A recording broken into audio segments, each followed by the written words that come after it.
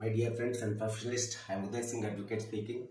So ನೀವೆಲ್ಲರೂ ಸಹ ನನ್ನ ಚಾನೆಲ್ ಅನ್ನು ನೋಡ್ತಾ ಇದ್ದೀರಿ ಅಂತ ನಾನು ಅಂದ್ಕೊಂಡಿದ್ದೀನಿ. ಶೇರ್ ಮಾಡಿ, ಲೈಕ್ ಮಾಡಿ ಮತ್ತು ನನ್ನ ಚಾನೆಲ್ಗೆ ಸಬ್ಸ್ಕ್ರೈಬ್ ಆಗೋದನ್ನ ಮರಿಬೇಡಿ ಅಂತ ಹೇಳ್ತಾ ಇವತ್ತು ನಾನು ಇನ್ನೊಂದು ವಿಷಯವನ್ನು ತೆಗೆದುಕೊಂಡು ನಿಮ್ಮ ಮುಂದೆ ಬಂದಿದ್ದೀನಿ.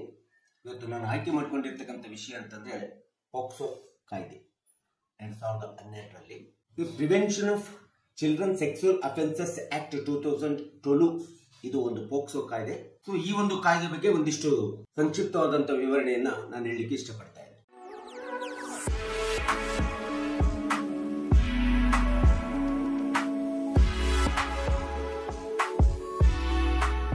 ಸೊ ಇವತ್ತಿನ ಮೊಬೈಲ್ ಯುಗದಲ್ಲಿ ನಮ್ಮ ಮಕ್ಕಳನ್ನ ನಾವು ಸಂರಕ್ಷಣೆ ಮಾಡಿಕೊಳ್ಳತಕ್ಕಂಥದ್ದು ಒಂದು ಸವಾಲಿನ ಪ್ರಶ್ನೆಯಾಗಿ ನಿಂತಿದೆ ಎಲ್ಲಾ ಪೋಷಕರಿಗೆ ಮತ್ತು ಇವತ್ತಿನ ನಾಗರಿಕತೆ ವ್ಯವಸ್ಥೆ ಒಳಗಡೆ.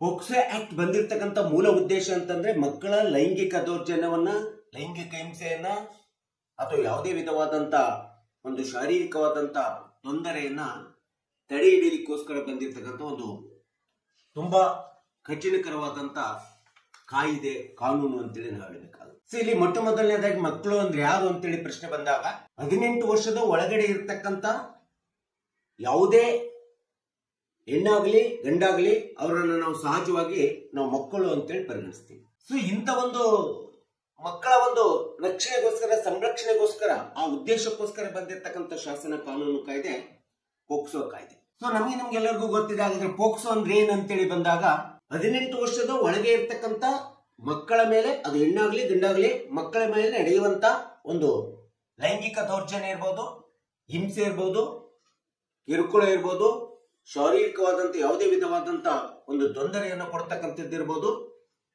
ಎಲ್ಲ ಅಂಶಗಳು ಮಕ್ಕಳ ಒಂದು ದೌರ್ಜನ್ಯ ತಡೆ ಕಾಯ್ದೆ ಪೋಕ್ಸೋ ಕಾಯ್ದೆಯಲ್ಲಿ ಬರ್ತವೆ. ಇದನ್ನು ನಾವು ಪೋಕ್ಸೋ ಕಾಯ್ದೆ ಅಂತೇಳಿ 2012ರಲ್ಲಿ ಜಾರಿಗೊಂಡಿರ್ತಕ್ಕಂಥದ್ದು. ಸೊ ಇವತ್ತಿನ ಆಧುನಿಕ ಯುಗದಲ್ಲಿ, ನಾಗರಿಕ ಸಮಾಜದಲ್ಲಿ ಬಹಳಷ್ಟು ಮಕ್ಕಳು ತಮ್ಮ ಸಮಯವನ್ನ ಸಹಜವಾಗಿ ಮನೆಗಳಲ್ಲಿ ಕಳೀತಾರೆ. 24 ಗಂಟೆಗಳಲ್ಲಿ 16 ಗಂಟೆ ಮನೆಯಲ್ಲಿ ಕಳೀತಾರೆ. 8 ಗಂಟೆ ಅದಕ್ಕಿಂತ ಸ್ವಲ್ಪ ಹೆಚ್ಚು ಕಾಲ ಮಕ್ಕಳು, ಇಡೀ ಒಂದು ಮಕ್ಕಳು ಶಾಲೆಗಳಲ್ಲಿ ಅಥವಾ ಶಿಕ್ಷಣ ಸಂಸ್ಥೆಗಳಲ್ಲಿ ಅಥವಾ ತಮ್ಮ ಪರಿಸರದಲ್ಲಿ ಮತ್ತು ಸ್ನೇಹಿತರ ಜೊತೆಗೆ, ಕೆಲವೊಂದು ಉದ್ಯೋಗಿಗಳ ಜೊತೆಗೆ ಮಕ್ಕಳು ತಮ್ಮ ಸಮಯವನ್ನು ಕಳೆಯತಕ್ಕಂಥದ್ದು ನಾವು ನೋಡ್ತಾ ಇದ್ದೀವಿ. ಸೊ ಇವತ್ತಿನ ದಿನಗಳಲ್ಲಿ ಇಂಥ ಒಂದು ಚಿಕ್ಕ ಮಕ್ಕಳ ಮೇಲೆ ಒಂದು ಲೈಂಗಿಕ ಅತ್ಯಾಚಾರ, ಲೈಂಗಿಕ ಹಿಂಸೆ, ಲೈಂಗಿಕ ಕಿರುಕುಳ, ಮಾನಸಿಕ ತೊಂದರೆ, ಮಾನಸಿಕ ಹಿಂಸೆ, ಶಾರೀರಿಕ ತೊಂದರೆ ಬಹಳಷ್ಟು ಇವತ್ತು ನಡೀತಾ ಇದೆ. ಅದು ಪೋಷಕ ತಂದೆಗಳಿಂದ ಇರ್ಬೋದು, ಅಥವಾ ಪರಿಸರದಿಂದ ಇರ್ಬೋದು, ಅಥವಾ ಕುಟುಂಬದೊಳಗಡೆ ಇರ್ತಕ್ಕಂಥ ಪರಿಚಿತರಿಂದ ಇರ್ಬೋದು, ಅಕ್ಕಪಕ್ಕದ ಪರಿಚಿತರಿಂದ ಇರ್ಬೋದು, ಮತ್ತು ತಮ್ಮ ಪರಿಸರದಲ್ಲಿ ಇರ್ತಕ್ಕಂಥ ವ್ಯಕ್ತಿಗಳಿಂದ ಇರ್ಬೋದು, ಶಾಲಾ ಕಾಲೇಜುಗಳಲ್ಲಿ ಟೀಚರ್ಸ್ ಗಳಿಂದ ಇರ್ಬೋದು, ತನ್ನ ಅಕ್ಕಪಕ್ಕದ ಮನೆಯಲ್ಲಿ ಇರ್ತಕ್ಕಂಥ ಪರಿಚಿತ ವ್ಯಕ್ತಿಗಳಿಂದ ಇರ್ಬೋದು, ಎಲ್ಲರುಗಳ ಮೇಲೆ, ಎಲ್ಲ ವ್ಯಕ್ತಿಗಳಿಂದ ಇವತ್ತು ಚಿಕ್ಕ ಮಕ್ಕಳ ಮೇಲೆ, 18 ವರ್ಷದ ವಯಸ್ಸಿನ ಒಳಗಡೆ ಇರ್ತಕ್ಕಂಥ ಮಕ್ಕಳ ಮೇಲೆ ಇಂಥ ಒಂದು ಲೈಂಗಿಕ ಅತ್ಯಾಚಾರವನ್ನು ಮಾಡ್ತಕ್ಕಂಥದ್ದು, ಹಿಂಸೆ ಕೊಡ್ತಕ್ಕಂಥದ್ದು ಮತ್ತು ಅವರಿಗೆ ಅತ್ಯಾಚಾರ ಮಾಡುವುದರ ಜೊತೆಗೆ ಕೊಲೆ ಮಾಡತಕ್ಕಂಥ ಒಂದು ಹೀನಾಯ ಕೃತ್ಯಗಳು ಇವತ್ತು ಮಕ್ಕಳ ಮೇಲೆ ನಡೀತಾ ಇದೆ. ಈ ರೀತಿ ನಡೆಯತಕ್ಕಂಥ ಹೀನಾಯ ಕೃತ್ಯಗಳನ್ನ ತಡೆ ಹಿಡಿಯೋದಕ್ಕೋಸ್ಕರ ಒಂದು ಕಠಿಣವಾದ, ತುಂಬಾ ಶಿಕ್ಷಾರ್ಹವಾದಂಥ ಕಾನೂನು ಕಾಯ್ದೆಯನ್ನು ಇವತ್ತು 2012ರಲ್ಲಿ ಈ ದೇಶದಲ್ಲಿ ಕೇಂದ್ರ ಮತ್ತು ರಾಜ್ಯ ಸರ್ಕಾರಗಳಿಗೆ ಜಾರಿಗೊಂಡಿದೆ. ಅದನ್ನ ನಾವು ಪೋಕ್ಸೋ ಕಾಯ್ದೆ ಅಂತ ಹೇಳಿ ನಾವು ಹೇಳ್ತೀವಿ. ಸೊ ಇಂಥ ಒಂದು ಚಿಕ್ಕ ಮಕ್ಕಳ ಮೇಲೆ ನಡೀತಕ್ಕಂಥ ಲೈಂಗಿಕ ದೌರ್ಜನ್ಯವನ್ನ ತಡೆ ಹಿಡಿಯಲಿಕ್ಕೋಸ್ಕರ ಇವತ್ತು ದೇಶಾದ್ಯಂತ ಪೋಕ್ಸೋ ಕೋರ್ಟ್ಗಳು ಪ್ರಾರಂಭ ಆಗಿದ್ದಾವೆ. ವಿಶೇಷವಾದಂತಹ ಪೋಕ್ಸೋ ನ್ಯಾಯಾಲಯಗಳನ್ನ ದೇಶಾದ್ಯಂತ ಪ್ರಾರಂಭ ಆಗಿರ್ತಕ್ಕಂಥದ್ದು ನಾವು ನೋಡ್ತೀವಿ. ಇವನ್ನ ಪೋಕ್ಸೋ ವಿಶೇಷ ನ್ಯಾಯಾಲಯಗಳು ಅಂತೇಳಿ ತಾಲೂಕು ಮಟ್ಟದಲ್ಲಿರ್ಬೋದು, ಜಿಲ್ಲಾ ಮಟ್ಟದಲ್ಲಿರ್ಬೋದು, ರಾಜ್ಯ ಮಟ್ಟದಲ್ಲಿರ್ಬೋದು ಮತ್ತು ರಾಷ್ಟ್ರೀಯ ಮಟ್ಟದಲ್ಲೂ ಸಹ ಪ್ರಾರಂಭ ಆಗಿರ್ತಕ್ಕಂಥದ್ದನ್ನು ನಾವು ನೋಡ್ತೀವಿ. ವಿಶೇಷವಾಗಿ ಇಂಥ ಒಂದು ಮಕ್ಕಳ ಲೈಂಗಿಕ ದೌರ್ಜನ್ಯವನ್ನ ವಿಚಾರಣೆ ಮಾಡಲಿಕ್ಕೋಸ್ಕರ ವಿಶೇಷ ನ್ಯಾಯಾಲಯಗಳು ಇವತ್ತು ದೇಶಾದ್ಯಂತ ಪ್ರಾರಂಭ ಆಗಿವೆ. ಈ ಕಾಯ್ದೆ ಅಡಿಯಲ್ಲಿ ಯಾರೇ ಅಪರಾಧ ಮಾಡಿದ್ರು ಸಹ ಇದು ತುಂಬಾ ಶಿಕ್ಷಾರ್ಹವಾಗಿರ್ತಕ್ಕಂಥ ಅಪರಾಧ ಆಗಿರ್ತದೆ. It is a most cognisable offence and most rigorous, serious, non compoundable offence ಅಂತೇಳಿ ನಾವು ಹೇಳಬೇಕಾಗುತ್ತೆ. ಸೊ ವಿಶೇಷವಾಗಿ ಸ್ನೇಹಿತರಿಂದ, ಶಾಲಾ ಟೀಚರ್ಸ್ ಗಳಿಂದ ಅಥವಾ ಅಕ್ಕಪಕ್ಕದ ಪರಿಚಿತರಿಂದ ಇವತ್ತಿನ ದಿನಗಳಲ್ಲಿ ಮಕ್ಕಳ ಮೇಲೆ ತುಂಬಾ ಅತ್ಯಾಚಾರ ಆಗ್ತಾ ಇರ್ತಕ್ಕಂಥ ಪ್ರಕರಣಗಳು ಇವತ್ತು ನ್ಯಾಯಾಲಯಗಳಲ್ಲಿ ದಾಖಲಾಗ್ತಾ ಇದ್ದಾವೆ. ಇದು ತುಂಬಾ ವಿಷಾದನೀಯ ಅಂತೇಳಿ ನಾವು ಹೇಳಬೇಕಾಗುತ್ತೆ. ಈ ರೀತಿಯಾದಂತ ಅಪರಾಧಕ್ಕೆ ಆರೋಪಕ್ಕೆ ಒಳಗಾಗಿರ್ತಕ್ಕಂಥ ವ್ಯಕ್ತಿಗಳ ಮೇಲೆ ಒಂದು ಶಿಕ್ಷಣವಾದಂತ ಕಠಿಣವಾದಂತ ಶಿಕ್ಷೆಯನ್ನು ಕೊಡುವಂತ ಒಂದು ಕಾಯ್ದೆ ಪೋಕ್ಸೋ ಕಾಯ್ದೆ 2012ರಲ್ಲಿ ಬಂದಿದೆ. ಸೊ ಇಂಥ ಒಂದು ಮಕ್ಕಳ ಲೈಂಗಿಕ ದೌರ್ಜನ್ಯವನ್ನ ತಡೆಗಟ್ಟಲಿಕ್ಕೋಸ್ಕರ ಇಂಥ ಘಟನೆಗಳನ್ನ ಜರುಗಿಸದಂತೆ ತಡೆಗಟ್ಟಬೇಕೆಂಬತಕ್ಕಂಥ ಹಿನ್ನೆಲೆಯನ್ನು ಇಟ್ಕೊಂಡು ಈ ಒಂದು ಶಾಲೆಗಳಲ್ಲಿ ಶಾಲೆಗಳ ಮುಖ್ಯಸ್ಥರಿರ್ಬೋದು, ಕಾಲೇಜುಗಳಲ್ಲಿರ್ತಕ್ಕಂಥ ಮುಖ್ಯಸ್ಥರಿರ್ಬೋದು, ಮತ್ತು ಶಿಕ್ಷಣ ಸಂಸ್ಥೆಗಳಲ್ಲಿರ್ತಕ್ಕಂಥ ಮುಖ್ಯಸ್ಥರಿರ್ಬೋದು, ಮತ್ತು ಎಂಪ್ಲಾಯರ್ಸ್ ಅಂತೇನಿರ್ತಾರೆ, ಹೆಡ್ ಆಫ್ ದ ಡಿಪಾರ್ಟ್ಮೆಂಟ್ಸ್ ಗಳಿರ್ಬೋದು, ಮತ್ತು ಪೊಲೀಸ್ ಡಿಪಾರ್ಟ್ಮೆಂಟ್ ಇರ್ಬೋದು, ಪೇರೆಂಟ್ಸ್ ಗಳಿರ್ಬೋದು, ಶಿಕ್ಷಕರಿರ್ಬೋದು, ವಕೀಲರಿರ್ಬೋದು, ನ್ಯಾಯಾಧೀಶಗಳಿರ್ಬೋದು, ನ್ಯಾಯಾಧೀಶರುಗಳಿರ್ಬೋದು, ಇವರೆಲ್ಲರಿಗೂ ಸಹ ಇವತ್ತಿನ ದಿನಗಳಲ್ಲಿ ಯಾವುದೇ ವಿಧವಾದಂತ ಇಂಥ ಒಂದು ಘಟನೆಗಳು ನಡೆದವೆ ಅಂತೇಳಿ ತಮ್ಮ ಕಣ್ಮುಂದೆ ಕಂಡು ಬಂದಂತ ಸಂದರ್ಭದಲ್ಲಿ ಸ್ವಯಂ ಪ್ರೇರಿತವಾಗಿ ದೂರನ್ನು ಕೊಟ್ಟು ಸೂಕ್ತವಾದಂತ ಕಾನೂನು ಕ್ರಮಗಳನ್ನು ತೆಗೆದುಕೊಳ್ಬೇಕೆಂಬತಕ್ಕಂಥ ಸ್ಪಷ್ಟ ಆದೇಶಗಳನ್ನ ಇವತ್ತು ಕೇಂದ್ರ ಸರ್ಕಾರ ಮತ್ತು ರಾಜ್ಯ ಸರ್ಕಾರಗಳು ಮಾಡಿರ್ತಕ್ಕಂಥದ್ದನ್ನ ನಾವು ನೋಡ್ತಾ ಇದೀವಿ. ಸೊ ಅಷ್ಟೇ ಅಲ್ಲದೆ ಈ ಎಲ್ಲ ವ್ಯಕ್ತಿಗಳಿಗೆ ವಿಶೇಷವಾದಂತ ತರಬೇತಿಗಳನ್ನು ಕೊಟ್ಟಿದೆ. ಈ ಒಂದು ಪೋಕ್ಸೋ ಕಾಯ್ದೆ ಅಡಿ ಒಳಗಡೆ ಎಂಪ್ಲಾಯರ್ಸ್ ಗಳಿರ್ಬೋದು, ಟೀಚರ್ಸ್ ಇರ್ಬೋದು, ವಕೀಲರಿರ್ಬೋದು, ನ್ಯಾಯಾಧೀಶರುಗಳಿರ್ಬೋದು, ಅಥವಾ ಉಳಿದ ಎಲ್ಲ ಇಲಾಖೆಯ ಒಂದು ಮುಖ್ಯಸ್ಥರುಗಳಿಗೆ ಇಂಥ ಒಂದು ಮಕ್ಕಳ ಮೇಲೆ ಆಗತಕ್ಕಂಥ ಲೈಂಗಿಕ ದೌರ್ಜನ್ಯ ತಡೆಗಟ್ಟಲಿಕ್ಕೋಸ್ಕರ ವಿಶೇಷವಾದಂತ ತರಬೇತಿಯನ್ನ ಕೊಟ್ಟಿರ್ತಕ್ಕಂಥದ್ದು ನಾವು ನೋಡ್ತೀವಿ. ಎಲ್ಲಾ ಇಲಾಖೆಗಳಿಗೆ ಇನ್ಕ್ಲೂಡಿಂಗ್ ಪೊಲೀಸ್ ಇಲಾಖೆಗಳಿಗೆ ಎಲ್ಲರಿಗೂ ಸಹ ಸ್ಪಷ್ಟವಾದಂತ ತರಬೇತಿಯನ್ನ ಇವತ್ತು ಕೊಟ್ಟಿದ್ದಾರೆ. ಸೊ ಅಷ್ಟೇ ಅಲ್ಲದೆ ಇಂಥ ಒಂದು ಲೈಂಗಿಕ ದೌರ್ಜನ್ಯಕ್ಕೆ ಒಳಗಾದಂತ ಹಿಂಸೆಗೆ, ಅತ್ಯಾಚಾರಕ್ಕೆ ಒಳಗಾದಂತ ಮಕ್ಕಳನ್ನ ಸಂರಕ್ಷಣೆ ಮಾಡಲಿಕ್ಕೆ ಅಥವಾ ಅವರನ್ನ ರಿಹಬಿಲಿಟೇಷನ್ ಸೆಂಟರ್ ಅಂತೇಳಿ ಪುನರ್ ವಸತಿ ಕೇಂದ್ರಗಳನ್ನ ನಿರ್ಮಾಣ ಮಾಡಿದೆ ಕೇಂದ್ರ ಸರ್ಕಾರ ಮತ್ತು ರಾಜ್ಯ ಸರ್ಕಾರಗಳಲ್ಲಿ.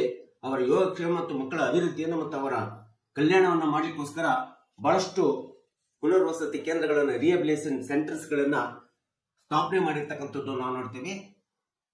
ಸೊ ಈ ರೀತಿಯಾದಂತ ಹಿಂಸೆಗೆ, ದೌರ್ಜನ್ಯಕ್ಕೆ ಒಳಗಾದಂತ ಮಕ್ಕಳನ್ನ ಆ ಒಂದು ಕೇಂದ್ರಗಳಲ್ಲಿ ಇಟ್ಟು ಪುನರ್ವಸತಿ ಮತ್ತು ಅವರ ಯೋಗಕ್ಷೇಮವನ್ನು ನೋಡಿಕೊಳ್ಳುವಂತ ವ್ಯವಸ್ಥೆ ಇವತ್ತು ನ್ಯಾಯಾಲಯಗಳ ಮೂಲಕ ಆಗ್ತಾ ಇದೆ, ಸರ್ಕಾರಗಳ ಮೂಲಕ ನಿರ್ವಹಣೆ ಆಗ್ತಾ ಇರ್ತಕ್ಕಂಥದ್ದನ್ನ ನಾವು ನೋಡ್ಬೇಕಾಗುತ್ತೆ. ಸಹಜವಾಗಿ ಸಾಮಾನ್ಯವಾಗಿ ಈ ಕಾಯ್ದೆ ಅಡಿ ಒಳಗಡೆ ಏನಾದ್ರೂ ಒಂದು ಸಾಮಾನ್ಯವಾದಂತ ಚಿಕ್ಕ ಮಕ್ಕಳ ಮೇಲೆ ಲೈಂಗಿಕ ದೌರ್ಜನ್ಯ ಇರ್ಬೋದು ಅಥವಾ ಇನ್ಯಾವುದೇ ರೀತಿಯಾದಂತ ಒಂದು ಶಾರೀರಿಕವಾದಂತ good touch and bad touch ಅಂತ ಹೇಳ್ತೀವಿ, ಇಂಥ ಒಂದು ಶಾರೀರಿಕವಾದಂತ ಒಂದು ಸಣ್ಣ ಆರೋಪ ಅಥವಾ ಅಪರಾಧವನ್ನು ಎಸಗಿದ್ರು ಸಹ ಈ ಒಂದು ಕಾಯ್ದೆ ಅಡಿ ಒಳಗಡೆ ಮಿನಿಮಮ್ ಅಂದ್ರೆ 3 ವರ್ಷದಿಂದ 7 ವರ್ಷದವರೆಗೆ ಜೈಲು ಶಿಕ್ಷೆ ಇರ್ತಕ್ಕಂಥದ್ದನ್ನ ನಾವು ನೋಡ್ತೀವಿ. ಇನ್ನು ವಿಶೇಷವಾಗಿ ಮಕ್ಕಳ ನಂಬಿಕೆ, ವಿಶ್ವಾಸ ಇಟ್ಟಿರ್ತಕ್ಕಂಥ ಮಕ್ಕಳನ್ನ ಆ ನಂಬಿಕೆ ವಿಶ್ವಾಸವನ್ನ ದುರುಪಯೋಗ ಪಡಿಸ್ಕೊಂಡು ವಂಚನೆಯನ್ನ ಮಾಡಿ, ಮೋಸ ಮಾಡಿ ಆ ಮಕ್ಕಳ ಮೇಲೆ ಲೈಂಗಿಕ ಅತ್ಯಾಚಾರ ಮಾಡಿ ಅಥವಾ ಲೈಂಗಿಕ ದೌರ್ಜನ್ಯ ಮಾಡ್ತಕ್ಕಂಥದ್ದು, ಹಿಂಸೆ ಮಾಡ್ತಕ್ಕಂಥದ್ದು, ಕಿರುಕುಳ ಮಾಡ್ತಕ್ಕಂಥ ಒಂದು ಅಂಶ ಏನಾದ್ರೂ ಕಂಡು ಬಂತು ಅಂದರೆ, ಅಷ್ಟೇ ಅಲ್ಲದೆ ಆ ಒಂದು ಮಕ್ಕಳನ್ನ ಅತ್ಯಾಚಾರ ಮಾಡೋದರ ಜೊತೆಗೆ ಎಷ್ಟೋ ಕೊಲೆಗಳು ಸಹ ಮಾಡಿರ್ತಕ್ಕಂಥದ್ದನ್ನ ನಾವು ಇವತ್ತು ನೋಡ್ತಿದ್ವಿ. ಇಂಥ ಒಂದು ಪೈಶಾಚಿಕ ಕೃತ್ಯಗಳನ್ನ ನಡೆಸಿದ್ದಂತ ಸಂದರ್ಭದಲ್ಲಿ ಈ ಒಂದು ಕಾಯ್ದೆ ಅಡಿ ಒಳಗಡೆ, ಪೋಕ್ಸೋ ಕಾಯ್ದೆ ಅಡಿ ಒಳಗಡೆ ಅಂತ ಆರೋಪಿಗಳಿಗೆ, ಅಂತ ಅಪರಾಧಿಗಳಿಗೆ ಅತಿ ಕಠಿಣತೆಯಲ್ಲಿ ಕಠಿಣವಾದಂತ ಶಿಕ್ಷೆ ಇವತ್ತು ನ್ಯಾಯಾಲಯಗಳು ಕೊಡ್ತಿದ್ದಾವೆ. ಬಹಳಷ್ಟು ಪ್ರಕರಣಗಳಲ್ಲಿ ಅಂತ ಒಂದು ಶಿಕ್ಷೆ ಅಂತಂದ್ರೆ ಲೈಫ್ ಇಂಪ್ರಿಸನ್ಮೆಂಟ್ ಕೊಡಬಹುದು, ಗಲ್ಲು ಶಿಕ್ಷೆ ಕೊಡಬಹುದು. ಗಲ್ಲು ಶಿಕ್ಷೆ, ಲೈಫ್ ಇಂಪ್ರಿಸನ್ಮೆಂಟ್ ಕೊಡ್ತಕ್ಕಂಥದ್ದು ಮ್ಯಾಂಡೇಟರಿ ಅಂತೇಳಿ ಆಗಿದೆ. ಸೊ ಇಂಥ ಒಂದು 10 ಲಕ್ಷ ರೂಪಾಯಿ ದಂಡ ಹಾಕುವುದರ ಜೊತೆಗೆ ಜೀವನ ಪರ್ಯಂತ ಜೈಲು ಶಿಕ್ಷೆ ಮತ್ತು ಗಲ್ಲು ಶಿಕ್ಷೆಯನ್ನು ಕೊಡುವಂತದ್ದು ಕಡ್ಡಾಯ ಎಂಬತಕ್ಕಂಥ ಆದೇಶಗಳು ಇವತ್ತು ನ್ಯಾಯಾಲಯಗಳಿಗೆ ಕೊಟ್ಟಿದ್ದಾವೆ. ಎಷ್ಟೋ ನ್ಯಾಯಾಧೀಶರುಗಳು ಇಂಥ ಒಂದು ಕೃತ್ಯಗಳು ನಡೆದಂತ ಸಂದರ್ಭದಲ್ಲಿ ಈ ಕಾಯ್ದೆ ಅಡಿಯಲ್ಲಿ ಎಷ್ಟೋ ಪ್ರಕರಣಗಳಲ್ಲಿ ಗಲ್ಲು ಶಿಕ್ಷೆಯನ್ನು ಕೊಟ್ಟಿದ್ದಾರೆ, ಲೈಫ್ ಇಂಪ್ರಿಸನ್ಮೆಂಟ್ ಅನ್ನು ಕೊಟ್ಟಿದ್ದಾರೆ ಮತ್ತು 10 ಲಕ್ಷ ರೂಪಾಯಿಗಳಿಗೆ ದಂಡವನ್ನು ಮಾಡಿರ್ತಕ್ಕಂಥ ನಾವು ನೋಡ್ತೀವಿ. ಈ ಒಂದು ಅಪರಾಧದಲ್ಲಿ ಒಂದು ವೇಳೆ ಯಾರಾದರೂ ಆರೋಪ ಕಂಡು ಬಂದಲ್ಲಿ ಅಂತ ಒಂದು ಆರೋಪಿಗೆ ಯಾವುದೇ ವಿಧವಾದಂತ ಕ್ಷಮೆ ಎಂಬತಕ್ಕಂಥ ಇರೋದಿಲ್ಲ ಮತ್ತು ಇದು ರಿಗೋರಿಯಸ್ ನಾನ್ ಕಾಂಪೌಂಡೇಬಲ್ ಸೆಕ್ಷನ್ ಎಂಬತಕ್ಕಂಥದ್ದನ್ನ, ಕಾಯ್ದೆ ಎಂಬತಕ್ಕಂಥದ್ದನ್ನ ನಾವು ನೀವುಗಳೆಲ್ಲರೂ ಸಹ ಮರಿಬಾರದು. ಈ ಒಂದು ಕಾಯ್ದೆ ಎಂಬತಕ್ಕಂಥದ್ರಲ್ಲಿ ಯಾವುದೇ ವಿಧವಾದಂತ ಲಿಂಗಭೇದ ಇರೋದಿಲ್ಲ ಅದು ಲೈಂಗಿಕ ದೌರ್ಜನ್ಯ ಹೆಣ್ಮಕ್ಳ ಮೇಲೆ ಆಗ್ಬೇಕಂತೇನಿಲ್ಲ, ಗಂಡು ಮಕ್ಕಳ ಮೇಲೆ ಸಹ ಲೈಂಗಿಕ ದೌರ್ಜನ್ಯ ಆಗ್ತದೆ. ಇಲ್ಲಿ ಲಿಂಗ ತಾರತಮ್ಯದ ಅವಶ್ಯಕತೆ ಇಲ್ಲ. ಈ ಕಾಯ್ದೆ ಸ್ಪಷ್ಟವಾಗಿ ಸಮಾನವಾಗಿ ಮಕ್ಕಳಿಗೆ 18 ವರ್ಷದ ಒಳಗೆ ಇರ್ತಕ್ಕಂಥ ಎಲ್ಲ ಮಕ್ಕಳಿಗೂ ಸಹ ಒಂದು ಸಾರ್ವತ್ರಿಕವಾಗಿ ಅನ್ವಯ ಆಗುವಂತ ಕಾಯ್ದೆ ಪೋಕ್ಸೋ ಕಾಯ್ದೆ ಆಗಿರ್ತದೆ. ಸೊ ಈ ಒಂದು ಹಿನ್ನೆಲೆಯಲ್ಲಿ ಮಕ್ಕಳ ಮೇಲೆ ಆಗುತ್ತಕ್ಕಂತ ಯಾವುದೇ ಲೈಂಗಿಕ ದೌರ್ಜನ್ಯಗಳು ಸಂಬಂಧಪಟ್ಟಂತ ಶಿಕ್ಷಣ ಇಲಾಖೆ ಮುಖ್ಯಸ್ಥರಿರ್ಬೋದು, ಇನ್ಯಾವುದೇ ಇಲಾಖೆಯ ಮುಖ್ಯಸ್ಥರುಗಳಿರ್ಬೋದು, ಪೊಲೀಸ್ ಇಲಾಖೆ ಇರ್ಬೋದು, ಸಾರ್ವಜನಿಕರು ಇರ್ಬೋದು, ಪೋಷಕರು ಇರ್ಬೋದು, ಅಕ್ಕಪಕ್ಕದಲ್ಲಿರ್ತಕ್ಕಂಥ ಪರಿಚಿತರು ಇರ್ಬೋದು, ಮತ್ತು ಯುವಕರು ಮತ್ತು ಯುವತಿಯರಿಗೂ ಸಹ ಸ್ಪಷ್ಟವಾದಂತ ಒಂದು ಮಾಹಿತಿಯನ್ನ, ಜ್ಞಾನವನ್ನ, ತರಬೇತಿಯನ್ನು ಇವತ್ತು ಕೊಟ್ಟಿದೆ.